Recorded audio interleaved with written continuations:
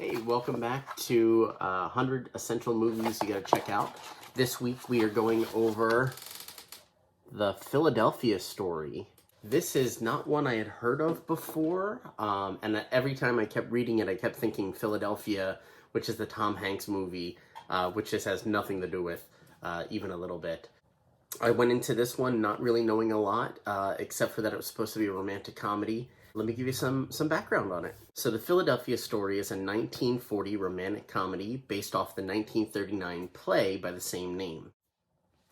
The next sentence, when I read it, almost had my head fall off of my body. They say that the Philadelphia Story is considered one of the best examples of a comedy of remarriage, a genre popular in the 1930s and 1940s in which a couple would get a divorce, flirt with outsiders, and then remarry. And it was a useful storytelling device at the time because the depiction of extramarital affairs was blocked by the production code of movies back then. So apparently it made more sense to show a married couple get a divorce, go and do whatever they were going to do with whoever else, and then get back together later rather than showing them cheat. Which, I mean, I'm not advocating cheating, but I'm also, if you're going to be talking about the sanctity of marriage, you shouldn't just be able to get a divorce to flirt and then remarry the same person. It doesn't make any sense. And what's even more confusing is there is a subplot in this movie where Tracy's dad supposedly had an affair with a ballet dancer, but I guess because we don't know if it's true or not, they can get away with it still being in the movie. I'm just really lost at that part of it. One of the things that I found really interesting about this is that Audrey Hepburn had been in several movie flops, and the industry was starting to think of her as blockbuster poison. So she ended up actually obtaining the rights from the play of this to make the movie, to make sure that she was put in the leading lady role. MGM wanted to make sure that the movie was still going to have a good draw, so ended up teaming her up with two A-list male stars, Cary Grant and Jimmy Stewart, to support Hepburn in this, which I really think that dynamic of those three is what sells this movie, or is what sells what's going to happen in this movie. As for the plot crunch on this, I'm really torn between feeling like a lot happened and not a lot happened. For a movie that came in under just 2 hours, there's a weird feeling of there just being so much dialogue and not a lot of action, which I guess makes sense in this love triangle square comedy situation.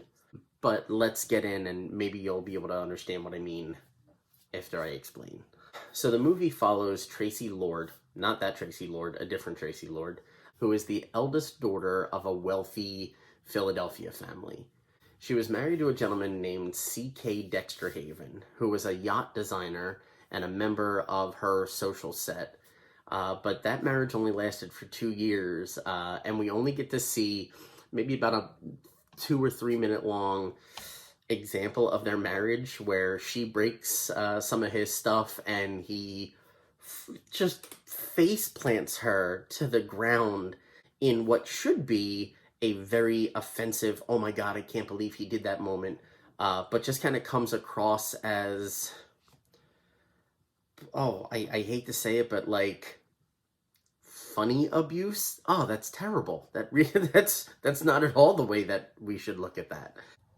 So we jump ahead a couple of years where Tracy is now engaged to another socialite, man of the people, George Kittenridge. We find out that C.K. Dexterhaven has been working for Spy Magazine in New York as a reporter, and I don't really know how you go from yacht designer to reporter, but the magazine wants exclusive coverage of the wedding. Using some blackmail techniques, the owner of the magazine, Sidney Kidd, talks Dexter Haven into bringing down two other reporters, Mike Connor and Liz Imbrie, if I'm saying that name correctly. Dexter Haven says that he will introduce them to the family as friends of Tracy's brother. Tracy's not fallen for the games, but Dexter explains to her what's actually going on, that Sydney plans on releasing a story of Tracy's father's alleged affair with a ballet dancer. And that if he can get this story of the wedding for the magazine, they won't release it. From here on out, the movie really goes back and forth between all of these different attractions between everybody. Liz likes Mike, Mike likes Tracy, Tracy's engaged to George. CK is still interested in Tracy.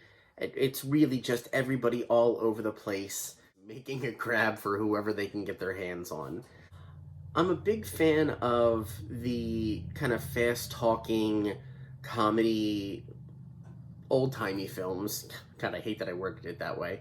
Like, if you watch any of the Marx Brothers films, you have a lot of that, especially from Groucho. There's just something about this movie that it didn't click quite the way I wanted it to. Maybe it could have been edited down a little bit shorter. Like I said, coming in at 112 minutes, just shy of 2 hours. There was a lot of talking and not a whole lot of action going on. It's a good movie, and I would definitely recommend checking out if you like the love triangle type stories. I'm happy that I watched it, but I don't know if I'll be watching it again. However, there are a lot of remakes and made-for-TV versions and a musical of this same story that came out a few years after this, and all the way up until, I think, in 1959 there was another one. I am curious to see if the different versions maybe catch my attention more than this particular version. Nothing against this, but I don't know, it just didn't get its hooks into me like I was hoping it would. That is the Philadelphia Story, and now my favorite part, I get to scratch it off. Alright, now we get to scratch off the Philadelphia Story.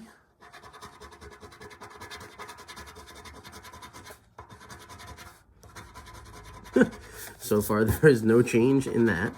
I'm curious what they do for Tracy's face.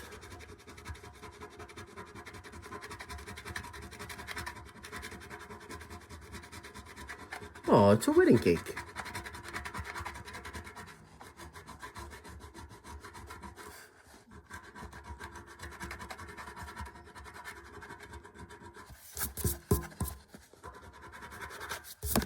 The Philadelphia Story. So that was the scratching off of the Philadelphia Story. Check back next week for Citizen Kane, which, for as big as a movie buff as I am or claim to be, I've never seen Citizen Kane. There's actually a lot of films on this poster that I haven't seen, and I'm kind of ashamed to admit. But I'm going to check it out for the first time and share my thoughts with you guys then. I want to thank everybody that has watched this, and anybody that's hit those buttons down below and liked and shared or favorited. Don't forget you can turn on the notifications so you know when I release these. I want to thank my Patreon followers whose names are going to be popping up in just a minute. Hopefully you got a chance to check out some of the exclusives, especially the movie review on Monday. I love you guys so much. Thank you for taking this movie journey with me. And until then, catch you next Tuesday. Later days.